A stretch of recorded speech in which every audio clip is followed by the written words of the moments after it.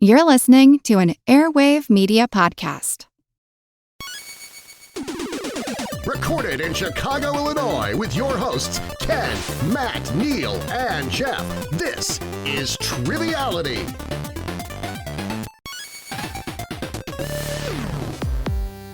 Hello and welcome to Triviality, the game where lack of seriousness meets a little bit of knowledge. We're here in the studio with my good friend Neal here. Yeah, blistering cold day here. I'm looking at my weather. It's feels like, it's 5, but it feels like it's, I don't know, what, -5, -10 or something like that. Yeah, well, I accidentally left my water in the car overnight, so it's ice now. But if my scientific knowledge and hypothesis is correct, eventually it will be water once again. So we're on water watch here to see if it melts by the end of the episode. Water watch. Boop, boop, boop, boop, boop, boop. Well, we have another special guest in the studio. Not really guest, but kind of a stand-in host, we should say, right? Yeah, he's really a staple of Triviality, kind of subjecting us to the hardest-hitting crop drop questions. He's a journalist, really. Yes, he's the Tom Brokaw of crop drops. Is hot dog a sandwich? Can I tell you a really quick story? So let's introduce him first, and I'll tell the story. Earl Yes. Baum is here. How are you? Hello. All right. He's Doing well. back. He's I'm back. He actually, his hands have been on some of the walls in this new place. That's true. Yeah, putting Before Triviality moved in. putting some bookcases up and fixing the doorbell. It was upside down. It was installed upside down, you said? Yes. How kind of him. Yes. Yeah. But no, the quick story I was going to say is at the radio station, I was pulling a shift, and the interviewer was interviewing Bill Curtis, the famous anchorman. Mm-hmm. And I had to, get him all ready to go and all that kind of stuff. And anyway, I called, or he called at whatever it was, like 11:15 or whatever, and the segment was 11:18. So I pick up the phone, and it was like, I was like, hello, radio, and he's like, hi, this is Bill Curtis. And that's his real voice. And I was like, oh, nice to have you on the show. It's so great. I'm a big fan of yours. Well, thank you for that, son. I appreciate it. And he wasn't putting on that voice. I was like, he really sounds like that. So He's full-time anchor. yeah, and I was just thinking of all the situations that he would be in with his normal voice, but that's what he sounds like. So just thinking of mundane things that he does throughout the day, anyway. I'm going to wash my hands. Well, thanks for fixing the doorbell there, Yes. Earl. Yes. I appreciate it. It allowed me to get inside today. Did it say dong ding instead of ding dong when it was upside down? Pretty that much, was the yeah. problem? Yeah. Okay. That was such a dad joke. No, I'll be a great dad someday. He fixed it. So it's going to be us three in the studio, and we have a very special guest going to be playing with us today, and I'm going to be partnering with him, and that's John from DC. How are you, John? Good. Great to be here. Yeah, thank you so much for joining us, giving us some time today. No one can see this on the podcast, obviously, but we were talking about how great your background is. It's very Wayne's World today. But tell us a little bit about yourself, and we're excited to have you here. Yeah, no, from here from DC, and my fiance actually got me on this show. He sort of reached out to you guys because I'm not good at these things, and we've been listening for a long time. We started on a cross country road trip, so we got through like 10 hours of Triviality in the course of a week, and we've been listening ever since. Well, thanks so much for your support. Yeah. Glad you could make it. Yeah, and I was going to say you decided to stay engaged after listening to 10 hours of Triviality. It was a real test. The first test. The very first test, actually. That's a good point. It's either you go on a road trip, or you listen to Triviality, or you go to IKEA. or you go to IKEA, or you do all of them at the same time. You're listening to Triviality while going to IKEA, but taking a road trip to get there. They call it the gauntlet. That's a really good gauntlet, actually. Let us know if anyone else has done that gauntlet, because I feel like so many listeners have joined the show from a road trip. But thank you for being here, John. We're going to partner together today. We're going to be a pretty fun team name. Do you want to give us the team name? Yes, so I'm blatant. I used to host a trivia night at my local comic book store, and I'm blatantly stealing the best team name that anyone ever came up with, which is Midichlorians are the powerhouse of the cell. And me and Earl love that, so we're going to be... I got a bad feeling about this. And we do. And we need a host, and we're so excited to have our friend back here, who's always great on the show, Karl Krueger, Oakland 5 supporter on Patreon. How are you, man? I'm doing great. Thanks for having me back. Yeah, it's always a pleasure to see you and have you on the show. Just remind folks a little bit about yourself. Yeah, still live in Milwaukee with my wife Vanya and our dog Bandit. Vanya my now wife, I made her listen to a couple episodes of Triviality on podcasts, before, during, and after the engagement, and we're still together. So she's a keeper. I love it. So maybe Triviality really is the true test of love. So I think anyone else, please let us know. Send us a message. Or maybe if it broke your marriage up too. Seems to be bringing people together. We always thought it would be more of a tear apart sort of situation. I know. I think so. I thought so too. But it sort of represents the metal bond of what a ring does. It's just there and it's with you forever, right? True. All right. Well, we have our teams. Carl's going to host the game today, but we got to figure out how the game is played. So let's throw it to the rules. The rules of the game are simple. 20 questions split into 2 rounds worth 10 points apiece.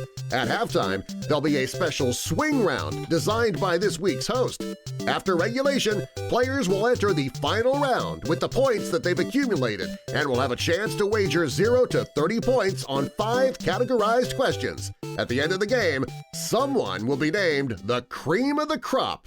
The cream rises to the top. Oh, yeah. All right. Now we know. Earl, are you still good on the rules? I believe I'm up to date on them. All right, cool. Let's throw it to Carl and let's rock and roll. Awesome. So in July of 2025, the U.S. government passed a law resulting in the dissolvement of the Corporation for Public Broadcasting. I, like I'm sure many other listeners, grew up listening and watching all things public media. Like Triviality, these programs were often educational and humor-filled. In honor of public broadcasting, today's game is inspired by and about many of the programs that have graced these public airwaves. While some of the programs may have started in other countries or on commercial television, all questions in today's game are based on shows that have either been on PBS, NPR, or other public alternatives. As an additional wrinkle in today's game, for every point the winning team in today's game scores, I will be donating $1 to the local public broadcaster and that winner, city or cities. So without further ado, let's begin.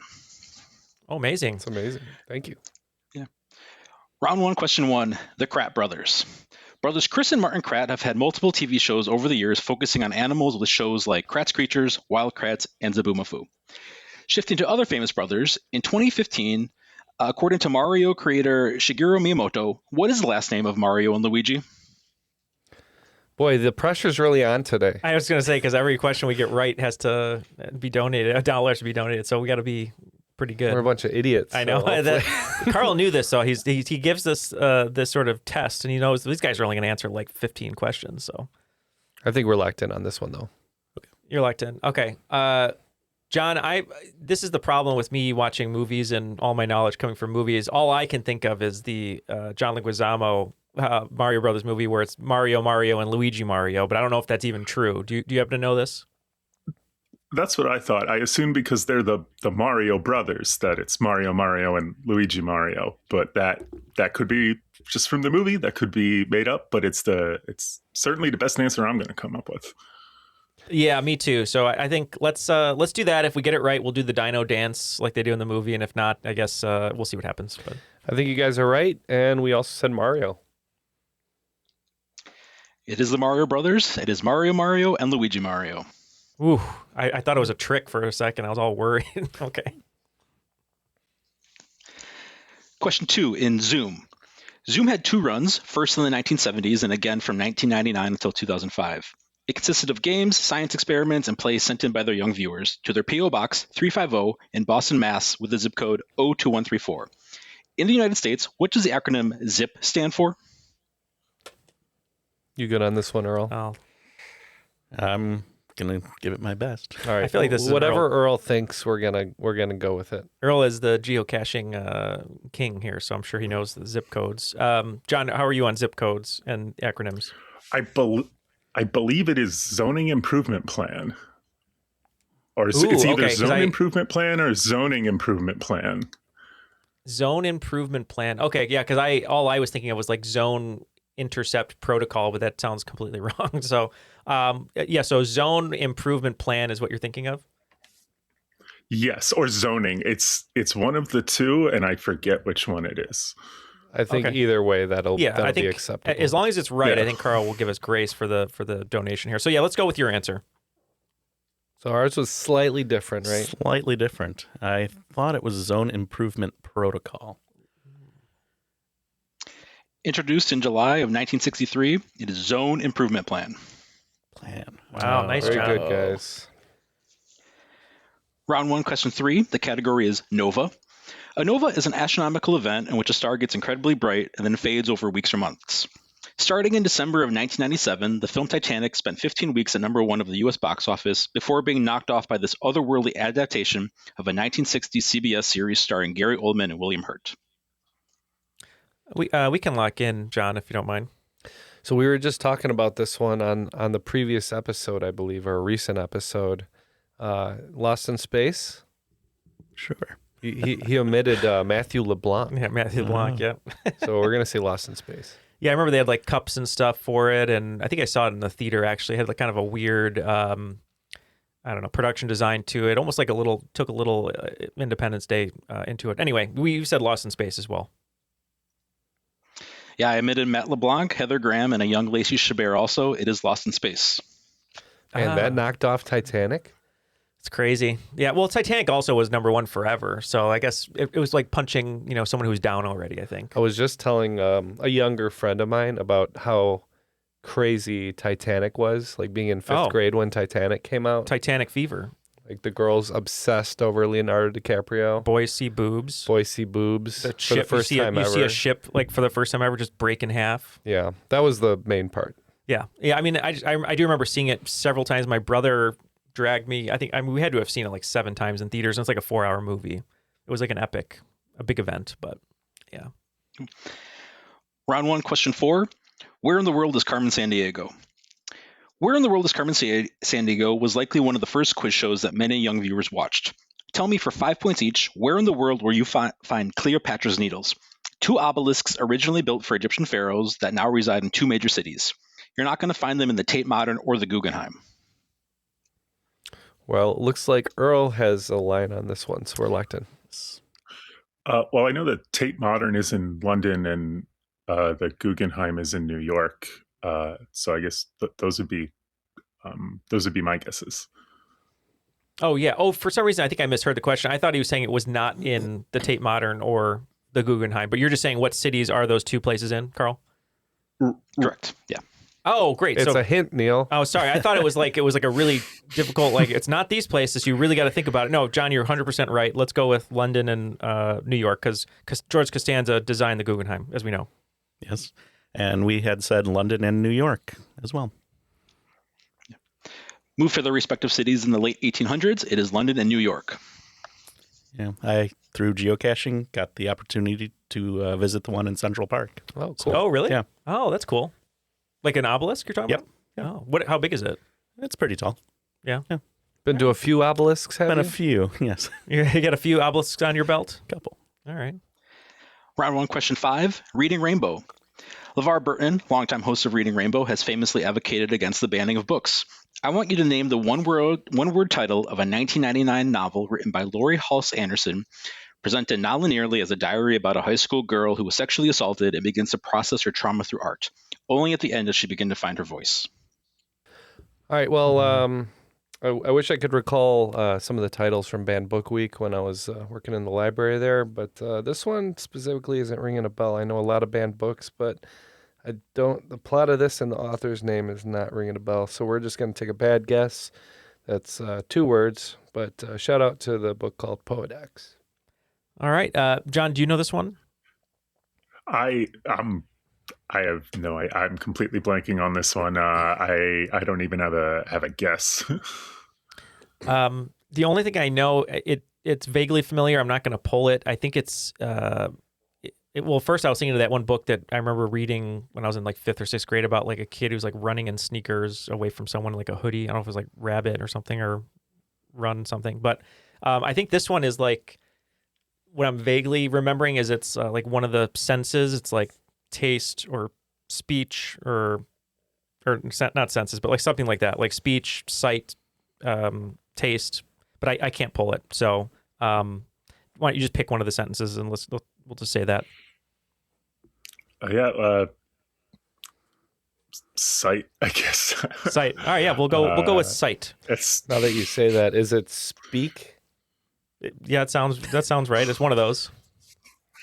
It is Speak. Yeah, it's no. one of those books that appears on like the most commonly like banned books lists, and it was something I read in high school, and it was very eye opening and interesting, and I wanted to include it here.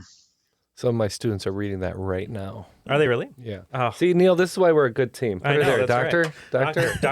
Doctor. Nobody got points for that one, but good team that worked there. No, really good teamwork. And speaking of teamwork, both teams doing some work here. Looks like I've got a bad feeling about this with 30 points, and midichlorians are the powerhouse of the cell with 40 points for the first half. Question 6, in Wishbone.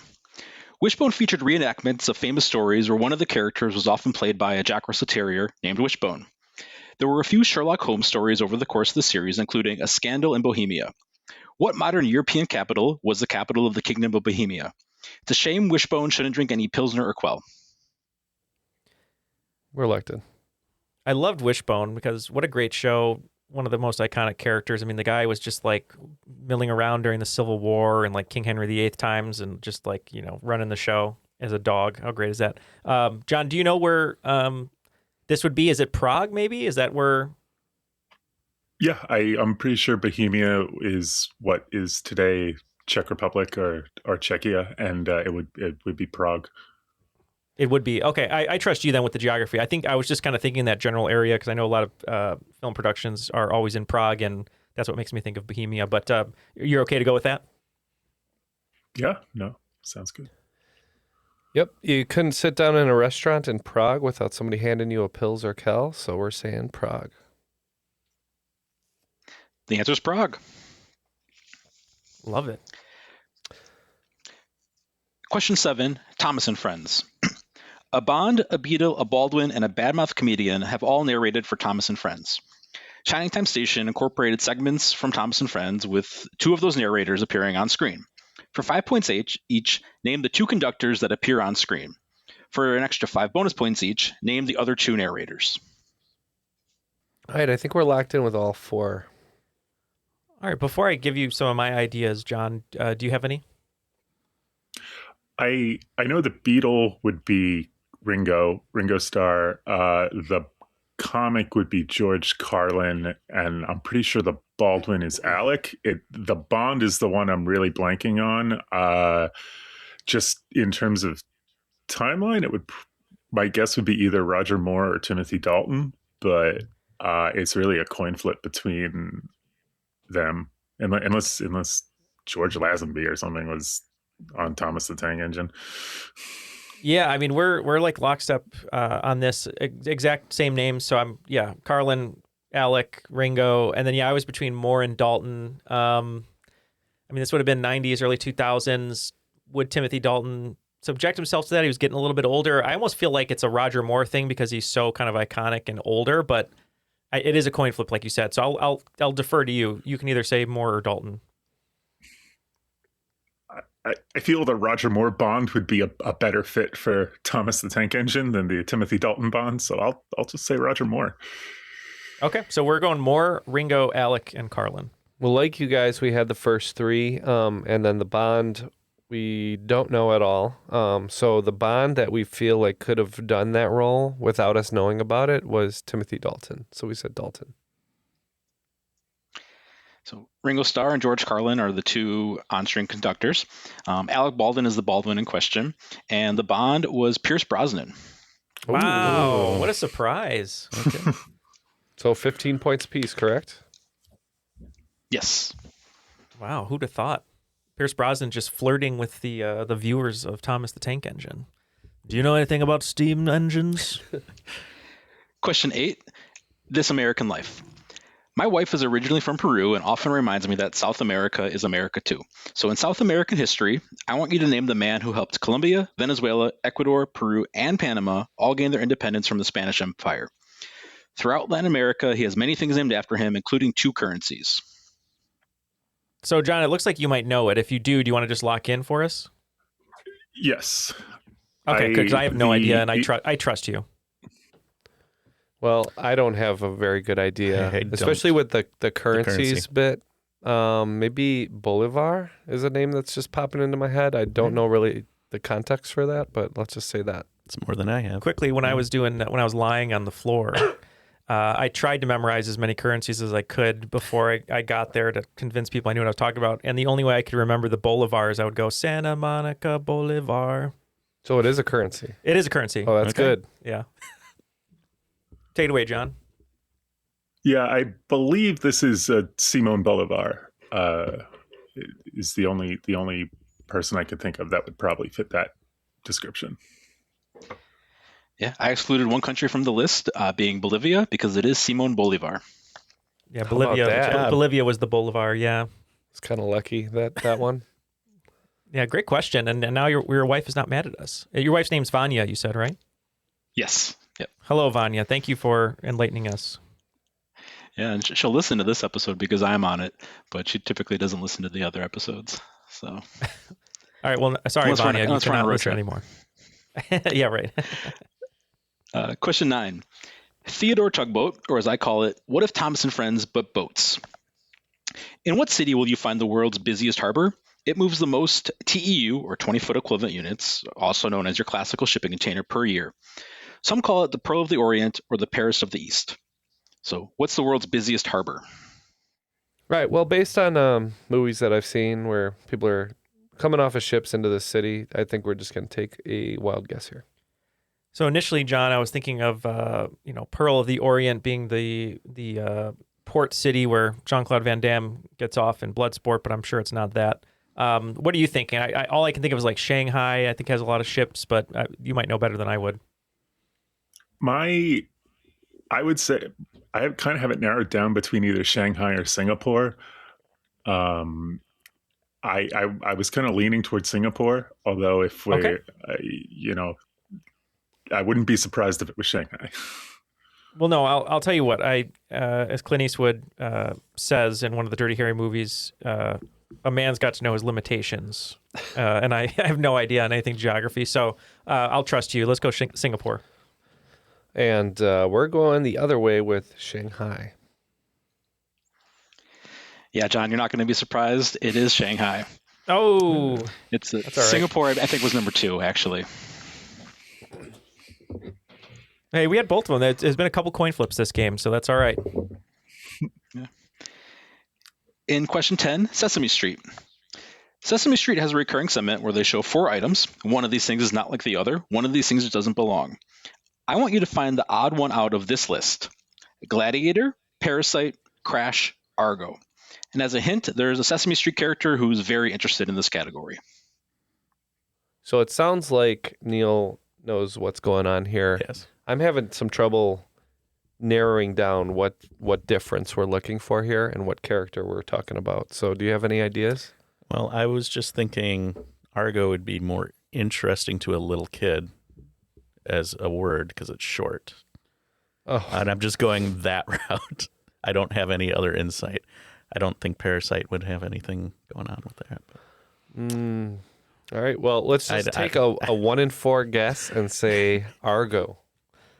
Okay. Because we can't figure out what's going on. Right. I don't know if my reasoning here is correct, and I apologize can't wait to hear for taking this, John. And Carl, if maybe this is correct, and we'll get points anyway. But so Gladiator won Best Picture. Ridley Scott did not win Best Director. Crash won Best Picture. Paul Haggis did not win Best Director. Argo won Best Picture. Ben Affleck did not win Best Director, but Parasite won Best Director and Best Picture. You took all my color. That's the correct answer is Parasite for that reason. Nice. And who's our character? Yeah. Oscar the Grouch, because it's the Oscars. Oh, yeah. I see. Oh, I see. That was the in there. Okay. Yeah. Did you hear that crazy story? I mean, who knows if it's true? It was on one of the Baldwin's podcasts. It was on Stephen Baldwin, or he was a guest on. Anyway, apparently Ben Affleck hasn't worked with Steven Spielberg for a very specific reason. And a long time ago, they were at a pool party, and Steven Spielberg's kids were playing around, and Affleck came in with like a nice jacket on or something. He offered his kids cigarettes? No, the kids were playing, and they pushed Affleck in the pool, and he got really pissed. So when he came back out, he grabbed Spielberg's kid. His Duncan? Yeah, and he grabbed Spielberg's kid and threw him in the pool, and Spielberg's like, "You threw my kid. Like, we're not working together ever." And so that was a grudge they held, and then apparently one guy who was in the middle of both of them they were just being stubborn, but they liked each other and everything. But then when Ben Affleck won the Best Director for Argo, he beat Spielberg that year, and then the guy texted Affleck, I guess you can throw his kids in the pool anytime you want now, or something like that, which I thought was funny. It's wild. All right, so we're going to get our scores here. I've got a bad feeling about this. Is going to have 75 at the end of the first round, and midichlorians are the powerhouse of the cell will have 85. Before we do that, just wanted to let you all know about Patreon. We have a bunch of patrons in the studio today, and super helpful to help us continue to grow the show. We are going to be celebrating 9 years or 10 years, I can't remember, in May, but it's 9. Okay, it's going to be 9 years. It's been so long, I can't remember. And we've only been able to do it with our patrons. We've steadily grown since our first year, and all of that money goes towards us making the show, just the 4 of us. So if you'd like to join us and help the show continue to grow, you can go to patreon.com/trivialitypodcast. Carl, what do we have in store for the swing round today? Yeah. Oops, we accidentally changed the channel and the Wheel of Fortune is on. While an inferior show to Jeopardy, it does have one of my favorite categories. That's right, it's all before and afters. For full points, you will need both parts of the answer. Number 1, Killer Mike and LP join Michael Douglas and Kathleen Turner and Danny DeVito in this sequel to Romancing the Stone. Number 2, Alex Horne and Greg Davies host this British panel show with its newest guest, Aziz Ansari, as Dev Shah. Question 3, Tom Hanks and Meg Ryan reunite in the Emerald City to release a legendary sea monster. Question 4, classic spicy sauce, often used for wings, favorited by Nicholas Angel and Danny Butterman in the village of Sanford. It's for the greater good. Question 5, Diddy is the sidekick in the Super Nintendo classic with a soundtrack written about the Blue Ridge Mountains in the western part of the Old Dominion state. Question 6, Circle of latitude at roughly 23.5 degrees south, used as a symbol of bounty during Thanksgiving and on the Peruvian seal. Question 7, a trio of singers recruit the author of Fear and Loathing in Las Vegas to strengthen the Golden Han Moon. Question 8, Philip Seymour Hoffman is the son of a Greek soda pop maker and an American spy during armed conflicts between 1455 and 1487 over control of the English throne. Question 9, the favorite tomato-based alcoholic drink of the first and former judge of the Great British Bake Off. This drink is made with vodka, not rum. Question 10, variant of poker that exploded after the World Series of Poker on ESPN that is also favorited by the President of France. LinkedIn is pretty great at a lot of things, like helping you tap into the latest trends and insights in your field. We cannot stop your coworker from tapping her pencil. LinkedIn can help you find new jobs that align with your career goals. We cannot help you find the source of that weird smell in the office fridge. Ew. And while we can't stop your coworkers from bringing their hobbies into the office, LinkedIn can help you bring your career to the next level. LinkedIn is the network that works for you. This episode is brought to you by Redfin. You're listening to a podcast, which means you're probably multitasking. Maybe even scrolling home listings on Redfin, saving homes without expecting to get them. But Redfin isn't just built for endless browsing. It's built to help you find and own a home. With agents who close twice as many deals, when you find the one, you've got a real shot at getting it. Get started at redfin.com. Own the dream. This episode is brought to you by FX's Love Story, John F. Kennedy Jr. and Carolyn Bessette. Join host Evan Ross Katz on the official podcast for FX's new series, Love Story, John F. Kennedy Jr. and Carolyn Bessette, and go behind the scenes with cast and special guests, featuring Sarah Pigeon, Paul Anthony Kelly, Grace Gummer, and Naomi Watts. FX's Love Story, John F. Kennedy Jr. and Carolyn Bessette, wherever you listen to podcasts.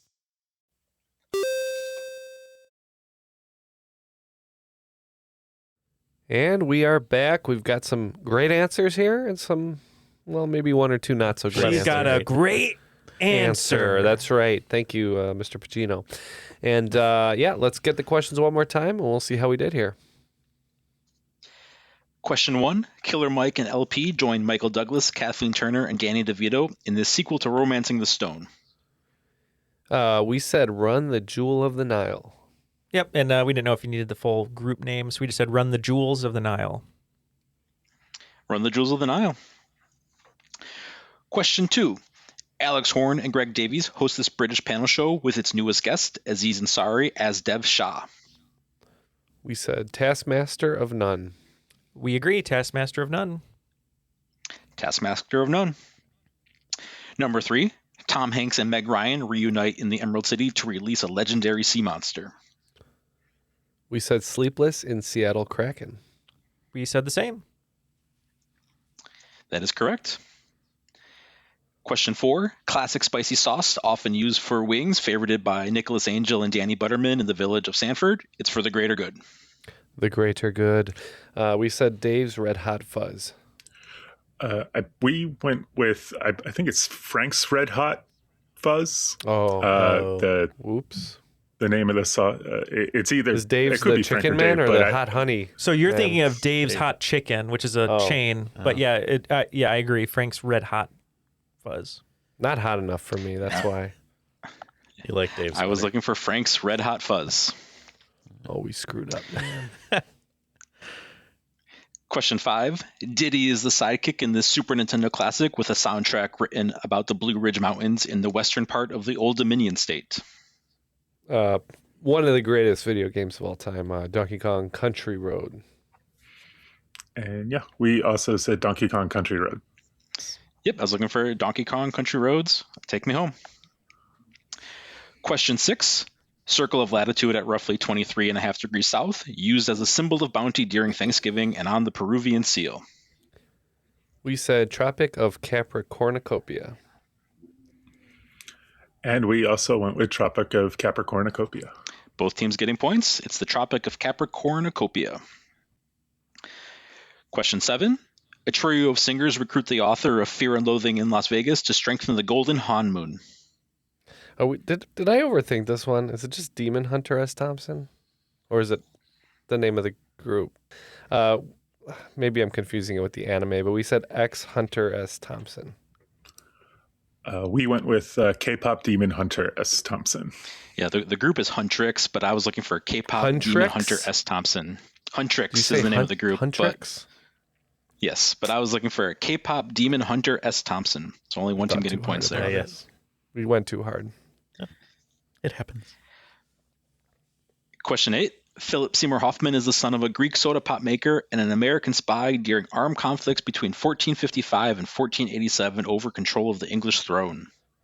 We were between the 30 Years' War and War of the Roses. Either way, we wanted to connect to war, but we could not get the Philip Seymour Hoffman part of this, so we said 30 Years' War horse. I'm going to kill your horses, and I'm going to kill you. Yeah, and we went with Charlie Wilson's War of the Roses. It is Charlie Wilson's War of the Roses. Question 9. The favorite tomato-based alcoholic drink of the first and former judge of the Great British Bake Off. This drink is made with vodka, not rum. Thanks for your help on this one, Earl. Just a little bit. Bloody Mariam Berry. Say that again? You said Bloody Mariam Berry? Marion. Okay. We just went with Bloody Mary Berry. Yeah, Bloody Mary Berry was the answer. It's just too much. Her name is not Miriam, actually. So You went a little too hard. we're only getting A little too hard. We keep going too hard on these. Thought it was that. Question 10. A variant of poker that exploded after the World Series of Poker on ESPN that is also favorited by the President of France. We said Texas Hold'em Emmanuel Macron. We agree. Texas Hold'em Manuel Macron. Texas Hold'em Emmanuel Macron is the answer. All right, these scores are in from the swing round. It looks like I've got a bad feeling about this, picking up 30 points, which brings their score to 105 going into the second round. And midichlorians are the powerhouse of the cell, picking up 50 points, thanks to John in that round. Our total, 135. Well, I do have a bad feeling about this, but I am enjoying myself. Yes. Yeah, it's a great game, Carl, so far. Thank you. Round 2, question 1. The category is Ghostwriter. On PBS, Ghostwriter was the TV show in which a group of teens solve mysteries with the help of a ghost, aptly named Ghostwriter. Edward Stratemeyer was a prolific writer, often creating a series and then assigning a team of writers to ghostwrite the individual stories. 2 of the pen names he used were Franklin W. Dixon and Caroline Keene. For 5 points each, I want you to solve the mystery and name these 2 series created by Stratemeyer that's associated with these 2 names. So what 2 series did Franklin W. Dixon and Caroline Keene write? I think we're locked in. You know this one, John? I'm pretty sure this is the Hardy Boys and Nancy Drew. Oh yeah, great call on that. I didn't even think about that. I used to read those all the time at the old library. But yeah, I trust you, John. You've been on fire in this game. Let's do it. Where does Encyclopedia Brown come in? That's when you have to go to the bathroom. Oh, okay. And you need something to read? Yeah, exactly. A lot of reading material there. We said the same, Hardy Boys and Nancy Drew. It is Hardy Boys and Nancy Drew. Who do you think is the best detective out of all those? Out of the Hardy Boys and Nancy Drew? Or Adam Brody in that movie, Kid Detective. Oh, yeah, he was good in that movie. He was a little disillusioned, I think, about his life, and he drank a lot, if I remember, so he might not be... You probably want... Who would win in a fist fight between all those? I mean, the Hardy Boys have... You get one Hardy Boy versus Encyclopedia Brown. The best Hardy Boy. The best Hardy Boy. I mean, how old is Encyclopedia Brown? I don't know. 30? Well, you got to go with the adult then, I guess. Yeah, I mean... What if Encyclopedia Brown was 30 the whole time? That would be funny, and he's just pretending to be a teenager to get into high schools and things like that. Dark. Round 2, question 2. This Old House. This Old House is a still-running home improvement show. Speaking of old houses, ruling from 1046 BC to 256 BC, what was the longest-reigning Chinese dynasty? If you're stumped, you might look to the director of The Eternals and Nomadland for a clue. Oh, okay. I know the director, John. I don't know if that must be the name of the dynasty. I've never heard of that dynasty, but... I haven't either, but I have seen those movies, so I think that would be the answer. Okay, so we'll lock in with as long as Carl isn't swaying us here with his clues, we're going to lock in with the last name of the director of those movies. Yep, we are to Zhao. Yeah, we said Zhao. It is Zhao. They're actually spelled differently, but phonetically, it is the same. Round 2, question 3. The Magic School Bus. Yeah. Round 2, question 3 in the Magic School Bus.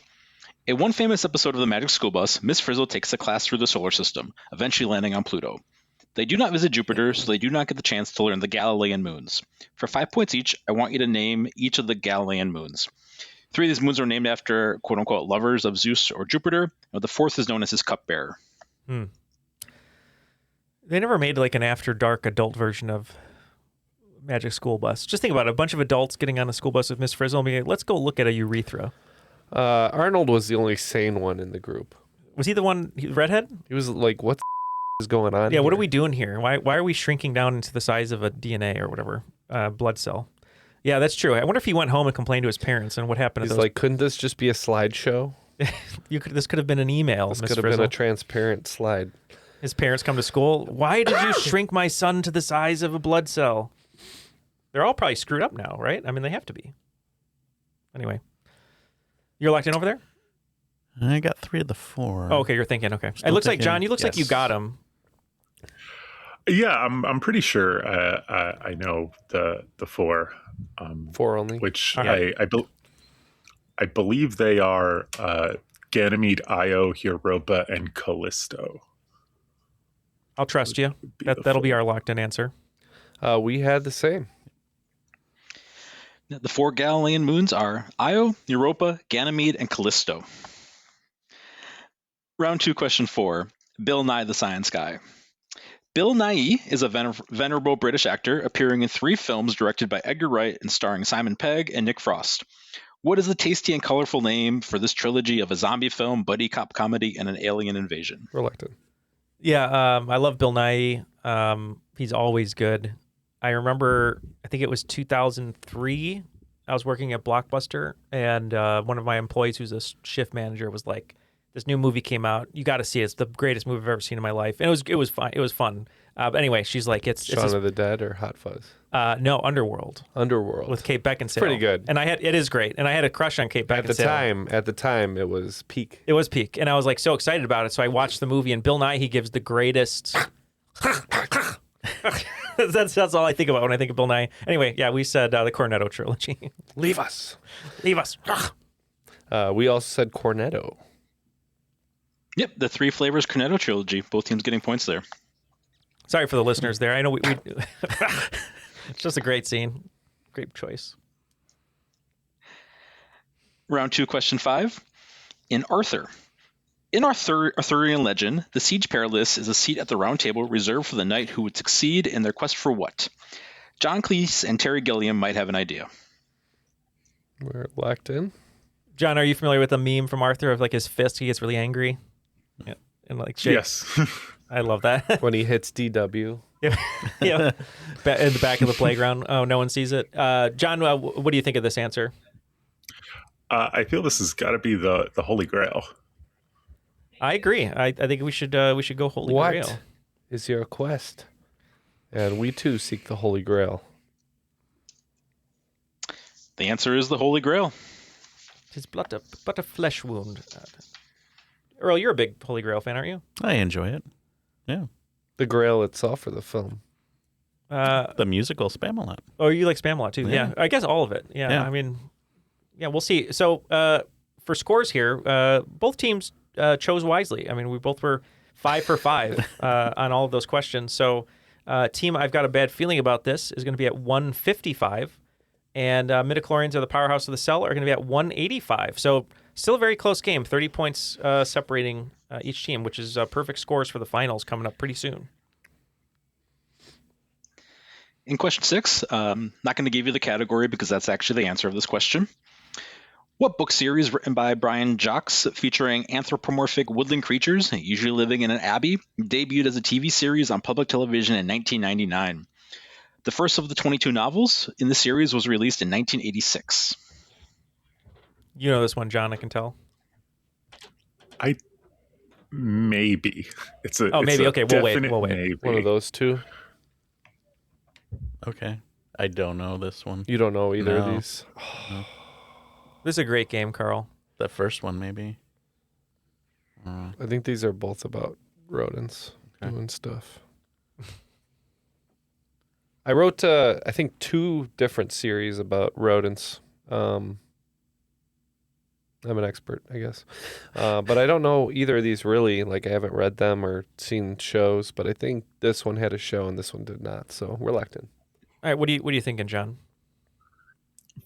For some reason, the title Redwall sticks out in my mind, and it might be something completely different. But I don't know that many things about rodents. I mean, my first thought was like Secret of Nim, but that's just wrong. So I'm yeah, it's Redwall not American would be my Tail. guess. Red Wall, you said? Yes. Okay, I think I must have misheard the question completely because I was thinking of the book series about people morphing. But yeah, let's go Redwall. That's K.A. Applegate. Ah, okay. Christina Applegate's books. We wrote down Secrets of Nim and Redwall, and I felt like Secrets of Nim was more likely to have a show, but I don't really know the subject matter of either of these. Yeah, the answer is Redwall. Once again, the coin. Yeah, it's funny you mentioned the coin is cruel. It's funny. Yeah, it's funny you mentioned K.A. Applegate because for the ghostwriter question, I was thinking of using her as trying to work that in there, but I obviously went in a different direction. But yeah, Redwall was one of those series that I read as a tween and young teen, and it was a lot of fun. It's funny. I didn't know what you were talking about, but I know all the covers because I've seen the covers. I just never read any of them. They're very cool. They are cool looking. Yeah, I've just never read any of them. Yeah, it's one of those series that spends a lot of the pages describing like food that they're eating, and it sounds really good, but then it's just like a scone or something, and you're like, I actually don't really want that. But round 2, question 7. Wait, Don't Tell Me. Recorded live in Chicago, Illinois, Wait, Don't Tell Me is a weekly NPR news quiz hosted by Peter Siegel. It has been announced by Carl Castle and Bill Curtis, who provide the prize of recording a voicemail message for contestants with their distinguished voices. Another famous Peter with a distinguished recording voice is that of Peter Cullen, who's most famous for voicing Optimus Prime. Can you tell me what villain Peter Cullen provides the voice of in a 1980s John McTiernan film? Like a Dutch boy always says, if it bleeds, we can kill it. Yeah, we can lock in. I think I know the reference. If it bleeds, we can kill it. So we're locked in. Yeah, this character was originally portrayed by Jean-Claude Van Damme, but he had the wrong That's good. Body movements. It's good that you say that. Yes. He was doing too many splits. Too many splits and things like that. Take your black underwear and get out. Eric, that's a bad impression. But yeah, we said Predator. We said Predator as well. It is Predator. Nice. Round 2, question 8, Prairie Home Companion. Prairie Home Companion is a variety show known for its skits and music, but I've never really been a fan, so you just get a question about a musical supergroup. Audioslave is made up of Chris Cornell and the majority of what rock group? Do you think their song is about male bisons marching on the prairie? Reluctant. Yeah, so this is a fun fact to tell people, John. Do you know this one? I thought it was Soundgarden, but that could be wrong. No, I mean you're on the right track. So yeah, Chris Cornell, Soundgarden, but Audioslave is just Rage Against the Machine with Chris Cornell as lead singer. Yep. I was a huge Rage fan back in the day, and by proxy, Audioslave as well. So the answer is Rage Against the Machine. Coyote walking the street. Do you ever see him in the live footage when he does the end of that one song that goes like he hits his throat with his hand? Oh yeah. That's pretty sweet. He's great. Chris Cornell's awesome. Yeah, great singer. He was the best. Yep. Round 2, question 9, Barney. Barney is a purple dinosaur, but I'm looking for the name of a PlayStation platformer series. This other purple eponymous character was sometimes used as a PlayStation mascot, with the third installment of the series fittingly matching the Chinese Zodiac in 2000. I think we're locked in. You're nodding your head, John. Is this the dragon? Yeah, I think it's Spyro the Dragon. Oh, Spyro. That's right. I was going to say Pyro, but he wasn't like a pyro. But that's right, Spyro. That's right. Yeah, let's go with Spyro the Dragon. I think Elijah Wood voiced him. Oh, really? Once, yeah. Oh, that's cool. We said Spyro as well. Yeah.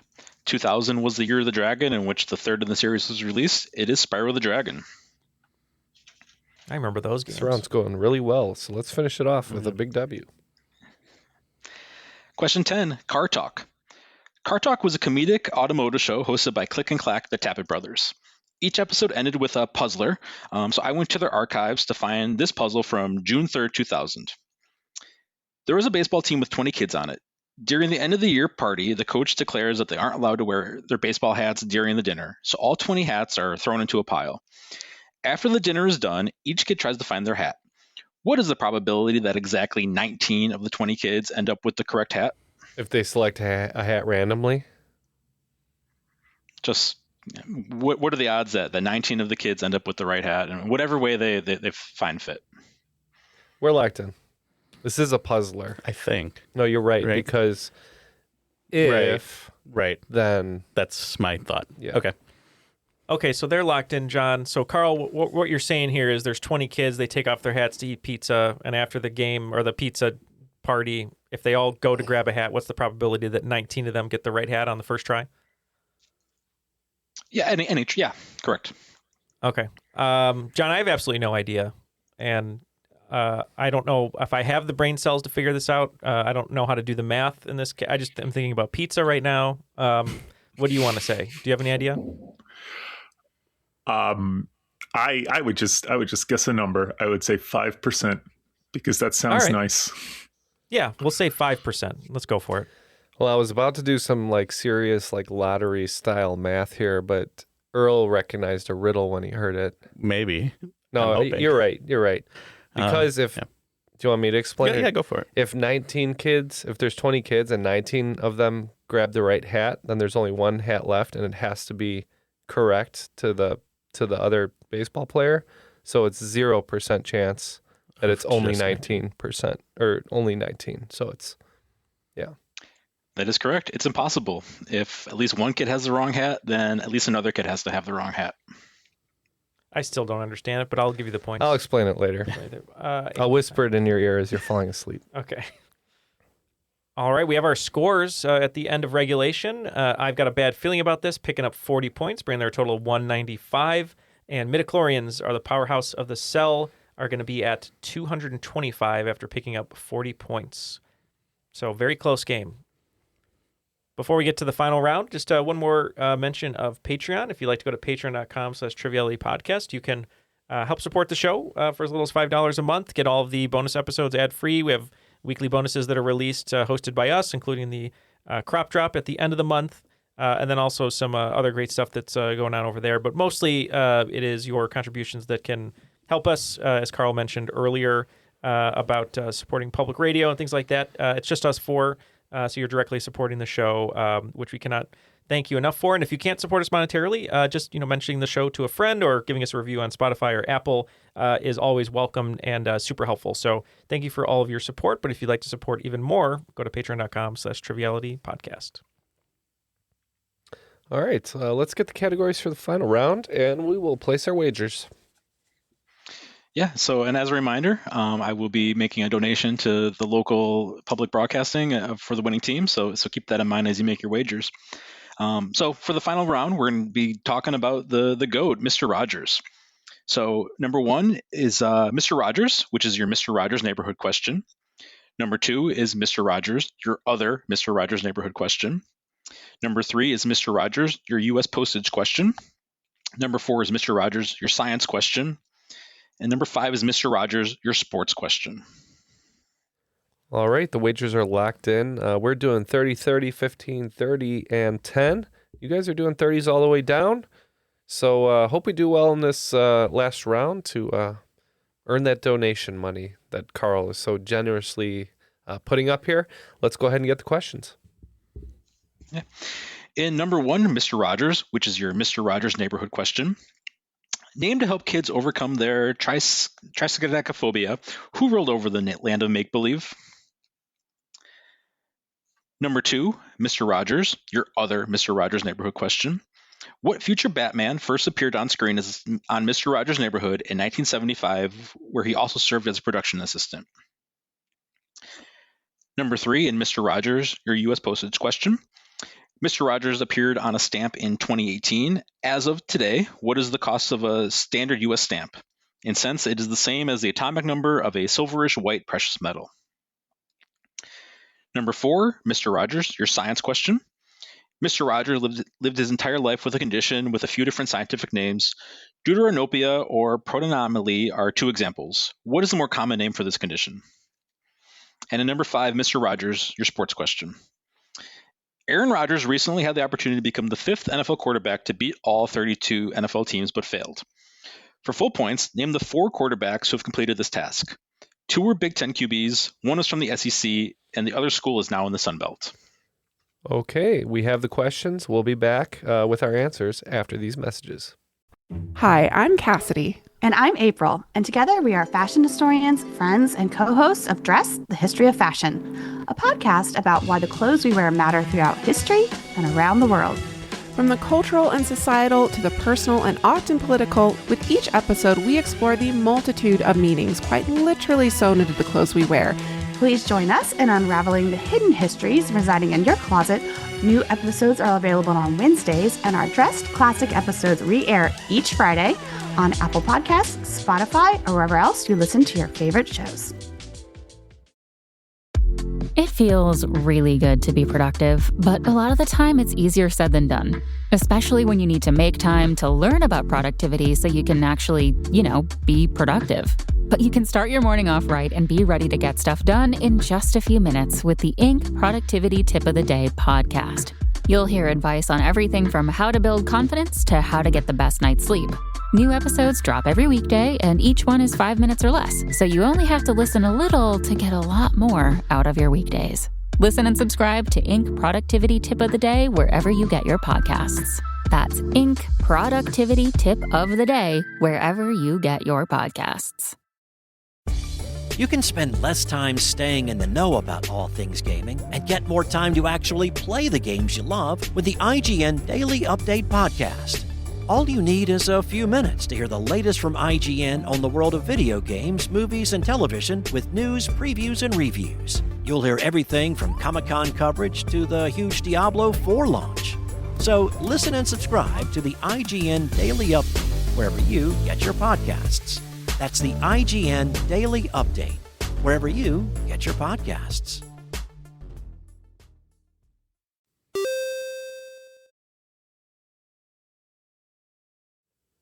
All right, we are back, and all the answers are in. Let's get the questions one more time, see how we did. In Mr. Rogers, your Mr. Rogers neighborhood question. Named to help kids overcome their triskaidekaphobia, who ruled over the land of make-believe? For 30 points, we said King Friday the 13th. And we also had King Friday the 13th.